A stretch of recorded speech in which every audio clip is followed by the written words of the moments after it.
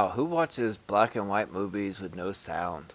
This is just retarded. And look, they're all falling asleep. They don't really care. But anyways, what's up, bros and hoes, whatever floats your goat? It's your boy Relentless. Yes, it is me, and I am back yet with another division build video. And today, instead of my usual typical DPS builds that I usually do, I had just ran completely through the DZ and the LZ, running incursions and everything else, and this build is absolutely dope. I call it the El Fuego, or really it don't have no name. It's a fire crest build, but it spits out the fires from hell. It's that lethal, but yet again, you do still significant damage with your base weapons and also with your heals. So without further ado, let's jump right into it. As you can see, I've got 215k DPS, which DPS is just a fictitious number. Doesn't necessarily state how much damage you're actually doing. 213k toughness with 205k skill power. The weapons that I am using is the Pecan with deadly, destructive, and of course the Pecan talent with 110% magazine size, crit hit chance, crit hit damage, with a rugged mini reflex sight, crit hit chance, headshot damage, and accuracy. The Omegle rifle suppressor, or Omega, however you want to see it. 18.5% headshot damage, 4% crit hit damage, 3% crit hit chance, and 48% reduced threat. Now moving on to the what I consider a crucial part to this build.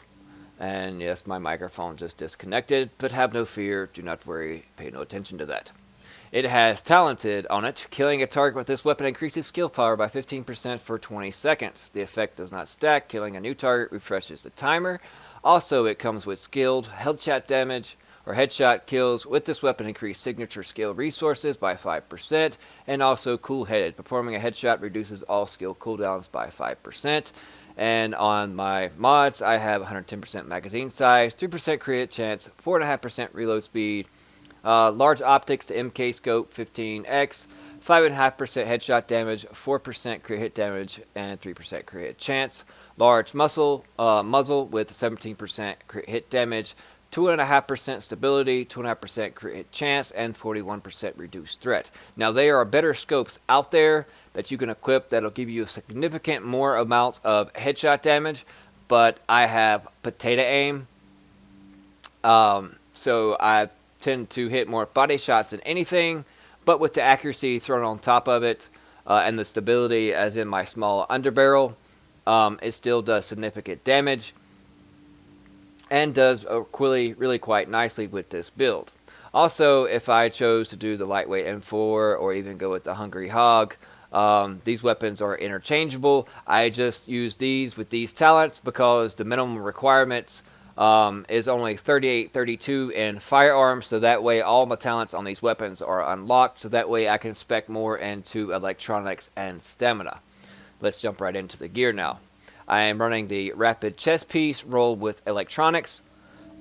I wish it was a better roll on electronics, but the rapid decreases your cooldown healing skills by 15%. Also with 8% skill haste and 15,689 health. And as we all know, anywhere between 14.5 to 16,000 health is equivalent to 1,000 main stat in your stamina. Your minor attributes, I prefer ammo capacity in this slot, also on the chest piece, but as long as you have it on one, that's really all you need. In the mod slots, I have 259 stamina with 3% skill haste, and the other one I have 261 stamina with 3217 health. Moving on to the mask. Once again, it's a low firearms roll, but it's just enough to unlock the firearms for my talents. But I do wish it was a higher firearms roll, but this was the best mask with the best base armor value on it. So by no means has this build been maxed. In my major attribute spots, I have the 9890 skill power. Minor attributes, 10% damage to elites, which makes this a versatile PvP or PvE build. And in my mod slot, I have 263 electronics with 3% skill haste. And let's go over talents for Firecrest for those that don't know it. You get +3 incendiary grenade capacity, which doesn't really matter. But the main thing is 50% flame turret damage and 30% flame turret damage.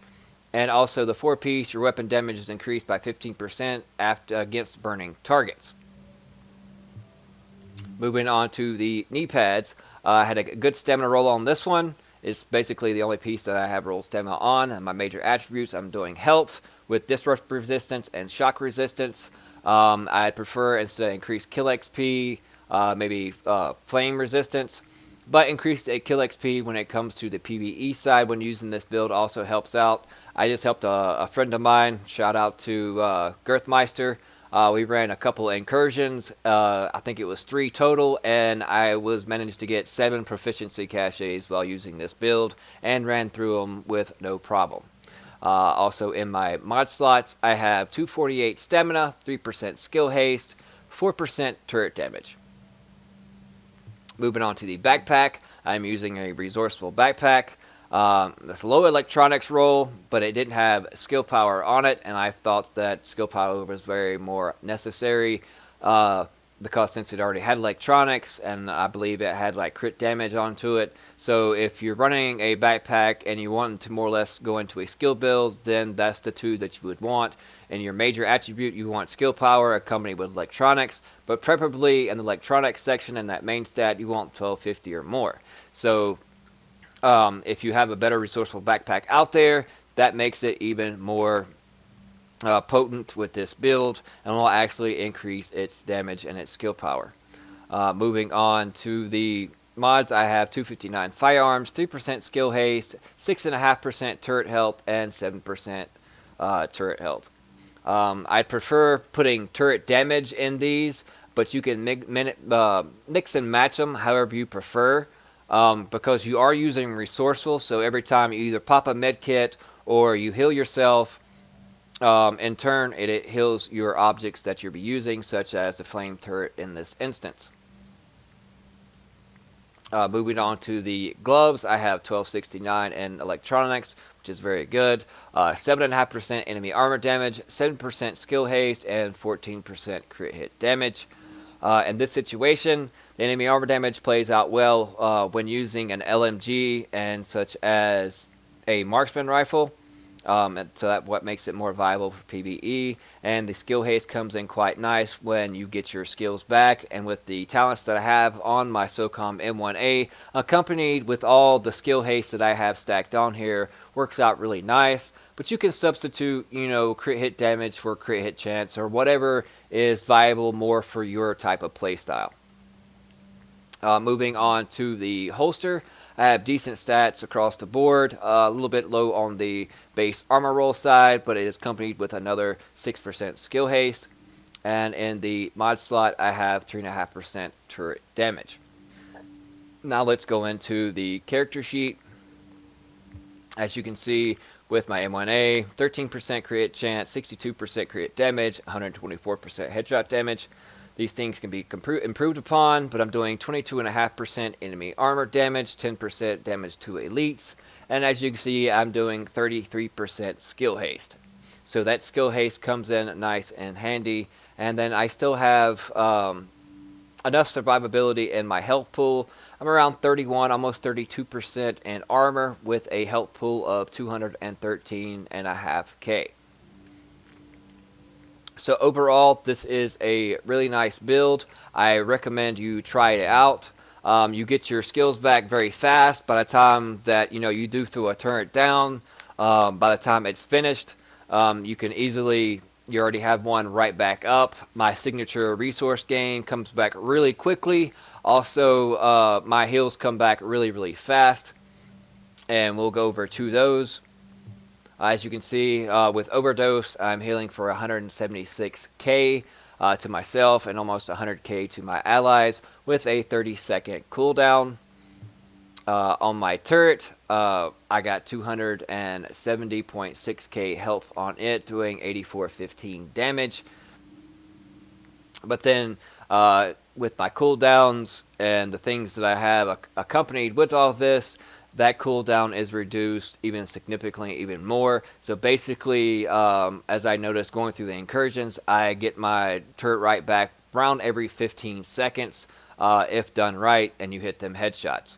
Also, same way with my heals, but if you chose to go defibrillator, you can get that back even much faster, except for you'll be healing your allies more than you would yourself. So if you are going such as in Last Stand, then yes, defibrillator would be the way to go, and you would get it back very quickly. Or if you would want to go in for the booster for the extra damage and the damage resilience, then you still have a nice health pool at 105k going to yourself and your ally, and your cooldown is 27.3%. So all of these are very much viable with this build. So I do highly recommend it. So be sure to check that out, and also be sure to check out Revolution Gaming. Their link is in the description below. It's a great, positive, constructive community. We reach out and help out others to level up their characters, to run incursions and matchmaking. We have honest, positive, constructive discussion on builds, build theories, and it's not just a Division community, but a gaming community of all games in general, whether it be Rainbow Six Siege, as an example, Horizon Zero Dawn, Ghost Recon Wildlands, basically any game that you can imaginably think of, we have someone there that plays them, and they're always willing to help out fellow community members. So be sure to check that out. And also, if you're looking for a set of control freaks, which are joystick extensions, they help prolong the life of your joysticks, because we all know with first-person shooters or any shooter games in typical that your sticks can get worn out. And control freaks definitely help out in the longevity and increasing the life of those joysticks. So go check out their link. Their link is in the description below, and you can use your code SHARP for 10% off. And that's basically it. So if you thought this was very helpful, please hit that thumbs up button and like and subscribe. And I appreciate you guys so much and all your support. We're almost at 1,000 subs. I believe we are 48 subs away, and once we hit that 1,000 sub mark, I will be giving away a PS4 Pro or an Xbox Scorpio or an Xbox S, depending on whichever one you're choosing. So be sure to hit that sub button, and also you can hit me up on Twitter for more giveaways and future posts on future and upcoming videos. And if you have any suggestions on what builds you want to see, what kind of gameplays you want to see, or any other games that you would like to see me play, such as like Rainbow Six Siege or even H1Z1 or anything, please drop that them comments in the description below, and it'll be very much appreciated. And thank you guys so much. And as always, this is your boy Relentless, and we'll see you guys. I got broads in Atlanta, just to the lean, the family, credit cards in the scammers, hitting the licks in the van.